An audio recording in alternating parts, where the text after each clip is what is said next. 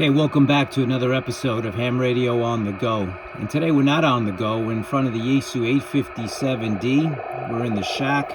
It's April 19th as I record this video. And this weekend is in celebration of World Amateur Radio Day, April 18th and 19th. And ARRL club event, a year-long event celebrating clubs with a open house. And in support of that, the Suffolk County Radio Club is launching a radiosonde balloon, and it's transmitting a signal on 432 megahertz, 432 650 to be exact, and we're tracking the signal. And that's the balloon digital signature that you can hear on 432 sideband. And it's going under the call sign Whiskey 2 Delta Quebec.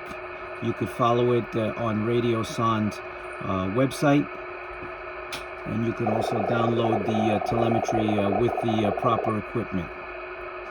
I'll put some graphics up on the screen so you can see the balloon. I'll get this video out as soon as I can. The balloon was just launched from the east end of Long Island, and it is rapidly ascending into the atmosphere, and the signal should have a wider footprint.